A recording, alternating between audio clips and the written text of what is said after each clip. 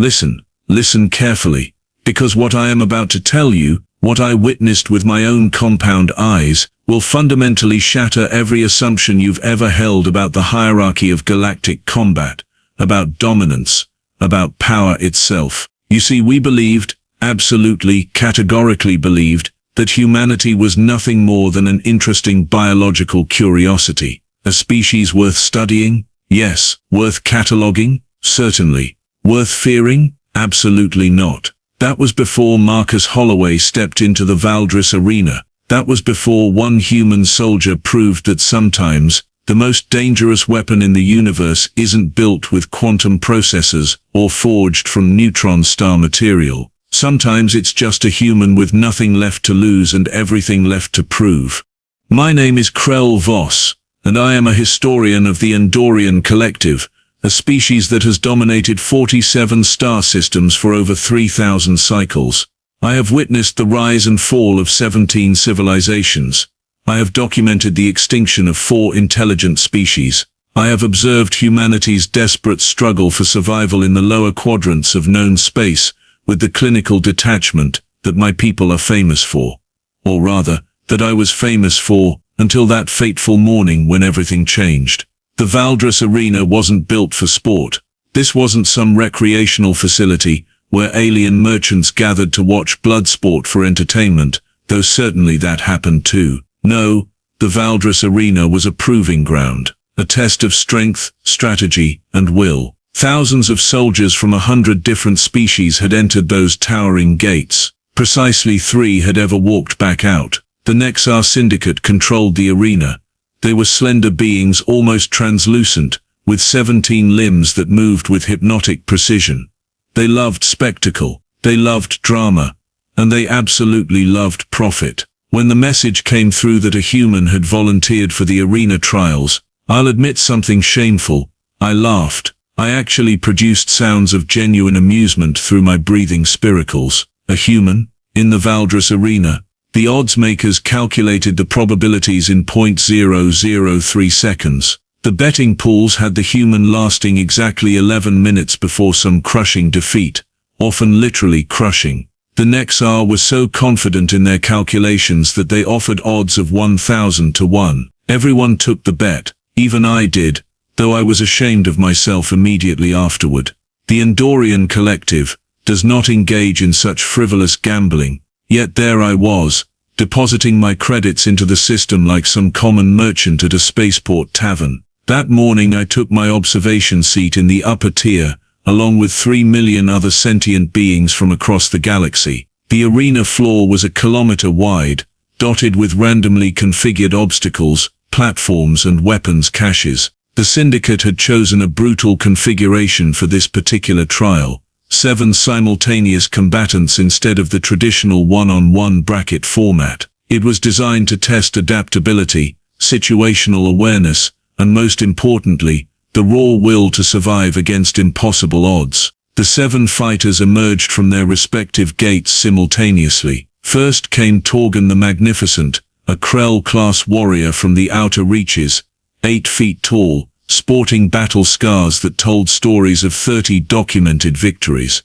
His kind could heal almost any wound through concentrated metabolic effort. He was favored 200 to 1 to win. Next was Spike, a Razorwing from the crystalline sector. Wait, no, I cannot use that name anymore. My apologies. Next was Spike, a Razorwing from the northern sector, a creature with blade-sharp protrusions across its entire carapace, and reflexes, so fast that standard cameras had to be upgraded to track its movements. The betting odds placed Spike at 150 to 1. Then came 3 Valkyries from the Commonwealth, each standing 7 feet tall with enhanced bone density and muscle mass.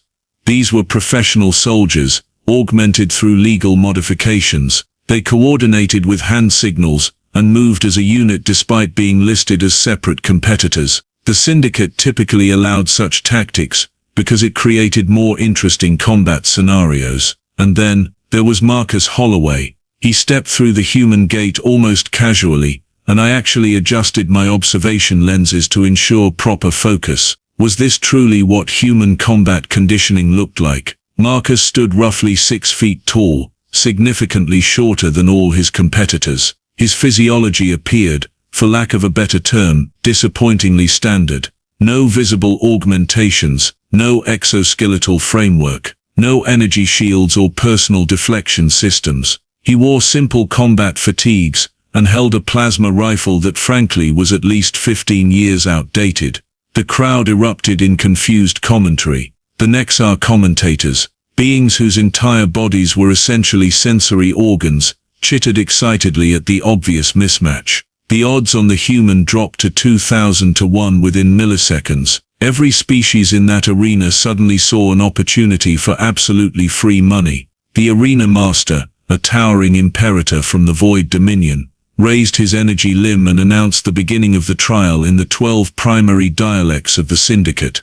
The sound reverberated through my thoracic cavity, and I felt my anticipation centers activate despite my attempts at professional detachment. Torgan charged immediately. This was his strategy, established dominance through overwhelming force in the early moments. His massive frame moved with surprising speed, and the ground literally trembled beneath his weight. The crowd roared.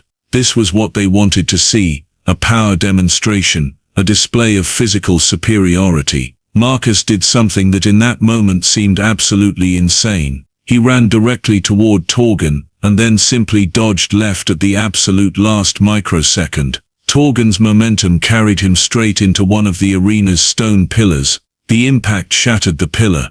The crowd gasped. The Razorwing spike took this distraction as an opportunity, and launched itself at one of the Valkyries, but not Marcus. I noted this immediately. Everyone was deliberately avoiding the human. They could sense something, perhaps an intuition born from centuries of combat experience. This human was not their primary target. Marcus was already at the nearest weapon cache, selecting armaments with deliberate precision. He grabbed a monomolecular blade, a concussive grenade, and what appeared to be a modified mining tool. The crowd found this behavior absurd. Why not take the plasma cannons? Why not seize the most advanced weaponry? But Marcus was running again, and now I understood. He wasn't fighting for victory in the traditional sense. He was fighting for survival, and humanity, I was about to discover, had invented survival strategies that no species had considered, because they seemed too unconventional, too desperate, too clever. The trial had been running for merely 4 minutes. My observations at that moment, they became increasingly difficult to maintain with clinical precision. Objectivity was slipping away, replaced by something my species had not experienced in recorded history, genuine shock. Marcus moved through the arena with a rhythm that defied conventional combat theory. The Razorwing spike lunged at him from the right flank, its blade-sharp protrusions designed to pierce through reinforced armor. Marcus didn't engage. He simply positioned himself behind Torgan, who was still recovering from his pillar collision. Spike's blades tore into Torgan's back. Both creatures shrieked in pain and fury, their attention now fixated on each other, rather than on the human. This was not a coincidence. Marcus had deliberately manipulated the combat arena's dynamics. The first Valkyrie, the one called Sergeant Vaughn by the betting commentators, recognized the strategy immediately. She shouted in her native tongue, and I watched as she signaled to her 2 companions to focus all efforts on eliminating Marcus before he could orchestrate further casualties among the other combatants. The 3 Valkyries moved in coordinated formation, their advanced military training evident in every synchronized step. Marcus threw the concussive grenade, directly between them and himself. The blast radius was enormous. The 3 Valkyries flew backward, their bodies airborne for nearly 3 seconds before crashing against the arena walls. They didn't rise immediately. Their armor had protected them from death, but not from the sheer kinetic force of the explosion. Approximately 6 minutes and 40 seconds into the trial, the crowd erupted. 3 million beings from 100 different species were producing sounds, vibrations, and electromagnetic pulses that created an absolutely deafening symphony of excitement. The betting algorithms were recalculating frantically. The odds on Marcus had shifted to 800 to 1, then 400, then 200. Torgan and Spike were now engaged in a genuine death struggle, entirely motivated by their mutual rage. Spike's blades were finding purchase against Torgan's regenerating flesh, and while Torgan's massive strength allowed him to land devastating counterblows, neither creature seemed capable of actually finishing the other. They had become locked in a cycle of mutually destructive combat. This was when Marcus did something remarkable. He approached the nearest weapon cache and selected what appeared to be a standard medical kit. He actually sat down and began wrapping bandages around a wound on his left arm that he had acquired during the initial chaos. The crowd fell silent. Complete, absolute silence. Was the human conserving energy? Was he genuinely resting during active combat? The Nexar commentators became animated with excitement, their 17 limbs gesturing wildly as they discussed this phenomenon. One commentator, a being named Vex Thrall, actually produced a sound I had never heard from his species before, something approximating what humans would call laughter. He was amused. He was fascinated. He was thoroughly entertained. The second Valkyrie, Corporal Maren, recovered faster than her companions. She rose to her feet and charged directly at Marcus. This woman was trained in 37 combat disciplines. Her body was augmented to possess 3 times the reaction speed of baseline humans. She was, by any reasonable assessment, absolutely lethal. Marcus stood up calmly as she approached. He placed the medical kit aside. He held the monomolecular blade in one hand and what looked like a simple rock in the other. When Maren attacked, what happened next? I have replayed the holographic recording approximately 4,000 times, and I still do not fully comprehend it. Maren's first strike came from the right side, a diagonal slash designed to disarm or disable. Marcus sidestepped with minimal movement and threw the rock directly at her face. Not the blade, not a weapon, a rock. The rock struck her eye shield, cracking it slightly. Her visual spectrum contracted momentarily as her armor compensated for the damage. In that fraction of a second, and I am speaking of something occurring in 0.002 seconds, Marcus moved inside her defensive perimeter and used the monomolecular blade with surgical precision against the joint mechanisms of her left arm. The blade cut through, cleanly, efficiently. Maren's augmented arm fell away, still twitching with neural impulses. She screamed. The crowd erupted again. Marcus had drawn first blood of genuine consequence. Maren retreated, applying emergency coagulant to her severed limb. Her companions rose to assist her, and the 3 Valkyries began a tactical withdrawal toward the far side of the arena. 8 minutes and 15 seconds. Torgan and Spike were still locked in their mutual destruction. Torgan's left eye had been liquefied by Spike's repeated puncturing attacks, and Spike's carapace was cracking in multiple locations from Torgan's bone-crushing impacts. Both creatures were losing but refused to submit. Marcus approached them, not to intervene but simply to observe.